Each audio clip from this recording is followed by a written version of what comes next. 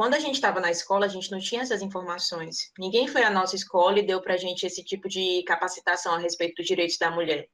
No final, o sentimento todo foi assim, foi um negócio muito gratificante, porque a gente viu que poderia fazer diferença, uma diferença assim direta, né, na vida dessas mulheres.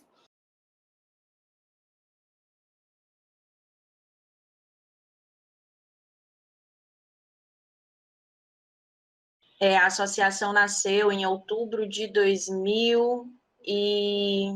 Não, foi março de 2019. Eu queria fazer um trabalho voluntário, então eu comecei a dar palestras de forma independente. Depois de dar algumas palestras, eu e uma amiga minha, a Lisli, que hoje é diretora de gestão de pessoas, a gente pensou e a gente decidiu formar um trabalho mais amplo, com mais pessoas, para alcançar mais pessoas e tal, com essas palestras. E foi aí que a gente chamou a Lara participou de uma dessas palestras também, hoje a Lara é diretora executiva, diretora de projetos da Associação Marta, eu sou a diretora executiva, e foi basicamente assim, de um trabalho voluntário, a gente viu a necessidade das pessoas de obter mais informação a respeito desse assunto, porque a gente vê que as pessoas conhecem a violência física, elas sabem o que é até um feminicídio, às vezes. Elas sabem o que é uma agressão física, mas elas não sabem o que é uma violência psicológica, não sabem o que é violência econômica, não, violência patrimonial, né, no caso. Muitas modalidades de violência sexual as pessoas ainda não conhecem. E aí veio a pandemia, e a gente percebeu que com a maior convivência das mulheres dentro de casa, com os agressores, o número de casos de violência poderia aumentar muito. E aí a gente decidiu começar o Marta Escuta, que foi a campanha que a gente já fez 2 edições durante a quarentena, na qual nós dispusemos de advogadas e psicólogas voluntárias que deram atendimentos, assessorias para as mulheres que vinham até nós. E só para complementar, né, um pouco sobre ela ter falado do nosso surgimento, outro ponto assim que eu acho muito importante de mencionar é o fato de não ter muita organização, muita associação voltada para isso aqui em Fortaleza. Eu não sei, Hanna, como foram assim, as tuas pesquisas, se tu obteve assim, muito resultado, mas a gente não via assim, muitas iniciativas como essas que a gente tem na associação. E a gente, como mulher, muitas vezes tem, né, essa vontade de ajudar, de fazer diferença de alguma forma. E quando a Damares me veio com essa proposta, eu achei incrível, porque a gente quer ajudar, mas nunca sabe como, né?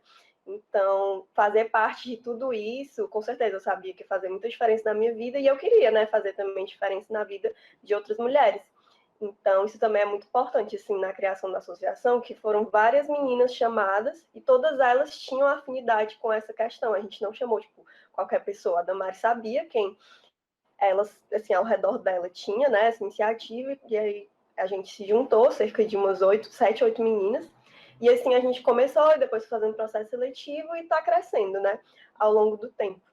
Foi uma iniciativa, né, de dentro da associação, pensando no fato do aumento da violência doméstica, né, durante esse período de pandemia, não só no Brasil, como em outros países, tipo dados da China, eram muito alarmantes, porque as mulheres ficavam confinadas com seus agressores, né?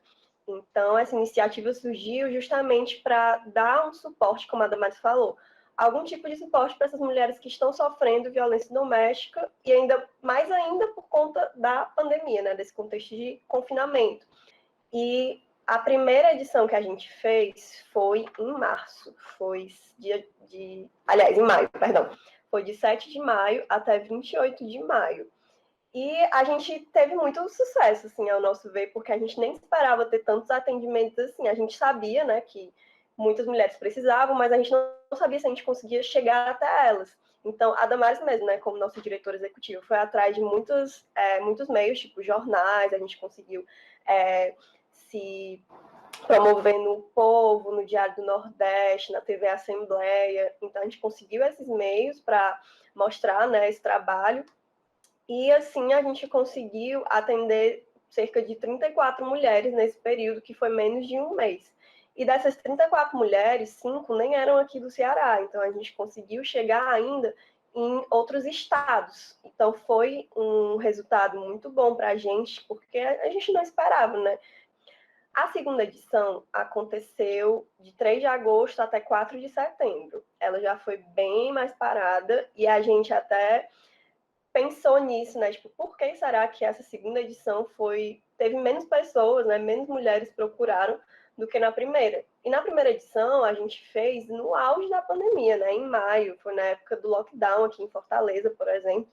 Então, as mulheres realmente estavam numa situação assim extremamente atípica.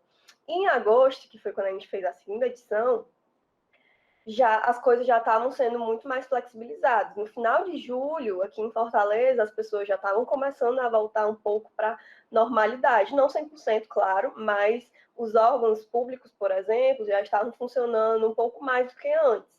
Então, por conta disso, a gente teve um resultado bem melhor, ou, aliás, bem menor, na segunda edição do Marta Escuta. E aí a gente até, como a Damaris falou, a gente quer dar uma repaginada nele, uma reformulada, porque como a segunda edição não foi tão boa, a gente quer dar uma melhorada para poder fazer novamente, só que em outros moldes, né? E na primeira edição do Marta Escuta, a gente só tinha 4 advogadas e 4 psicólogas. E todos os horários estavam preenchidos, elas conseguiram atender todas as mulheres que vieram até nós, não, a gente não teve nenhum problema.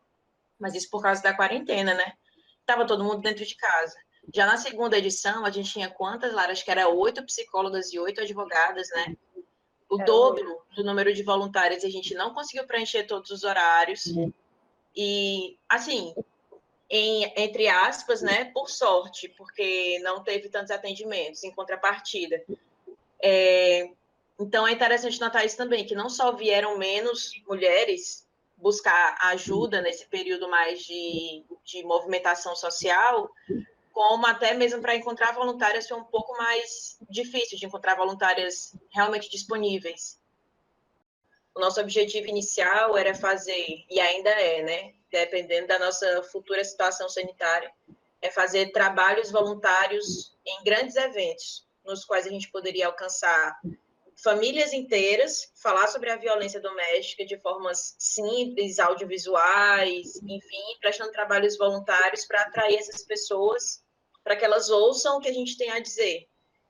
E aí, nesses trabalhos voluntários, a gente incluiria uma assessoria jurídica gratuita, de repente, um atendimento psicológico de alguma forma que a gente conseguisse encaixar na logística.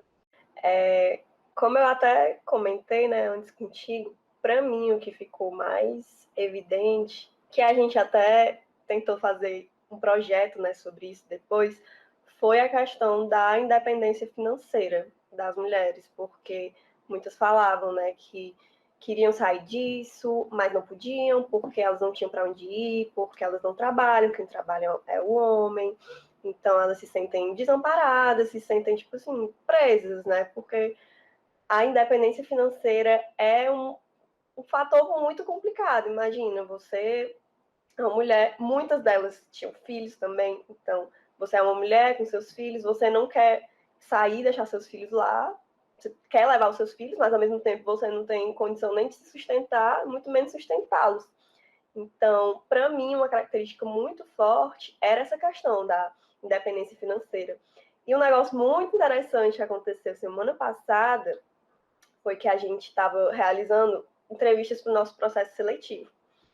E uma das entrevistadas, ela aí conversando assim com a gente, né, falou que ela tinha uma loja de biquínis, que ela conseguiu abrir atualmente e tal. Aí a gente perguntou, mas como é que você conheceu a associação? Ela, não, eu participei pelo Marta Escuta, eu fui ajudada por vocês, vocês me deram muita assessoria. Ela começou a agradecer a gente, falou que não tinha noção de que ela sofria violência doméstica, ela passou 10 anos com um cara, e ela não sabia que o que acontecia com ela era violência doméstica, ela só foi se tocar quando a violência física aconteceu. Então, ela disse que por meio da nossa ajuda, ela conseguiu ter a noção de que ela tinha que sair daquilo ali, e ela tinha a dependência financeira, né, do cara, mas ela saiu, pediu ajuda para a mãe, montou a loja dela e atualmente ela é independente. Então, a dependência financeira é realmente uma questão muito, muito complicada para essas mulheres, porque, como eu falei, né, elas se sentem sem ter para onde ir. Então, para mim, foi um dos traços assim mais característicos dos atendimentos que a gente fez. Eu diria que o que eu noto mais, na verdade, além da dependência financeira, é a questão da desilusão com relação às instituições. Que a gente vê que muitas dessas mulheres dizem, mas eu já denunciei, mas eu já processei, mas eu já fiz isso, eu já fiz aquilo e não aconteceu nada. Então, a gente vê que existe um complexo de atores que precisam atuar efetivamente e com êxito para que a situação realmente mude. E não só eles, mas também a gente percebe que as próprias mulheres denunciam e voltam. Mas como eu disse, algo extremamente complexo, porque além delas terem a dependência financeira, como a Lara já falou, que é um dos fatores principais para que elas denunciem e voltem para a situação de violência, também tem os fatores emocionais, familiares, a dependência emocional e várias outras situações que a gente precisa considerar antes de julgar essa mulher, que é o que muita gente faz, né? Mas ela gosta de apanhar, ela gosta dessa situação, é por isso que ela denuncia, a polícia vai lá, ela vai e volta. Mas é muito complexo. Imagina você passar 20, 30 anos com um homem, ele é o pai dos seus filhos, ele é muitas vezes o primeiro homem da sua vida, e aí não é tão simples deixar. Existe uma história por trás. Então, é algo realmente muito complexo. E considerando também a desilusão com relação às instituições que já impede as mulheres, muitas delas, de até iniciar um processo formal, judicial ou policial com relação a essa situação. Eu acho que a maior importância do nosso trabalho não é só o atendimento. Como eu disse, o nosso principal objetivo são as palestras. E um dia a gente estava até conversando sobre isso, que quando a gente estava na escola, a gente não tinha essas informações. Ninguém foi à nossa escola e deu para a gente esse tipo de capacitação a respeito dos direitos da mulher.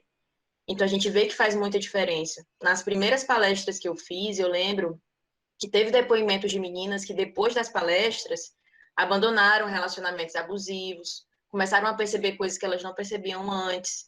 Então, eu vejo que a gente faz muita diferença, sim. Só de dar para as pessoas informação. Informação, coisa que as pessoas não têm, informação é poder.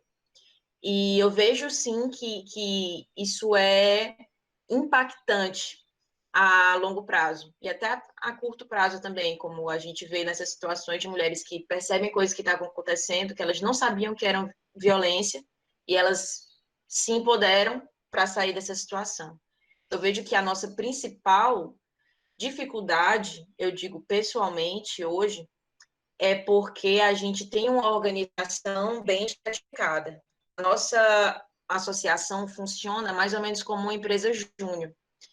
E, pelo menos, a dificuldade que eu percebo é diferenciar trabalho de objetivo, porque às vezes a gente acaba ficando um pouco mecânico na administração da coisa.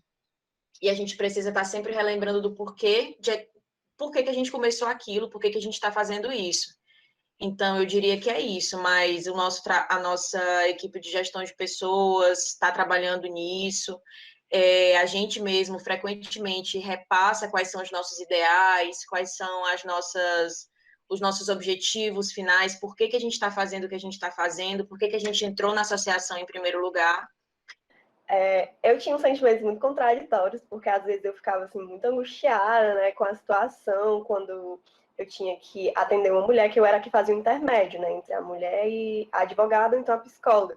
Então eu sabia mais ou menos qual era a situação, e às vezes eu ficava muito angustiada, mas ao mesmo tempo eu ficava até aliviada, porque eu sabia que ela ia ser bem atendida, sabe? Pelos profissionais que a gente pegou como voluntários. Então, no final, o sentimento todo foi assim, um negócio muito gratificante, porque a gente viu que poderia fazer uma diferença assim, direta, né, na vida dessas mulheres. Às vezes a gente até se pergunta, né, Damares, teve uma das nossas diretoras perguntou, mas vocês sentem, de verdade, vocês sentem que estão fazendo diferença? E a gente falou que sente e tal, mas é nessas ocasiões assim, específicas, né, que a pessoa chega e fala pra gente o quanto a gente ajudou, o quanto o nosso atendimento assim, foi essencial para ela mudar de vida, que a gente vê o quanto a gente faz diferença. Quando ocasiões como essa, né, acontecem, de alguém falar pra gente a diferença que a gente fez, aí a gente vê como tudo vale muito a pena.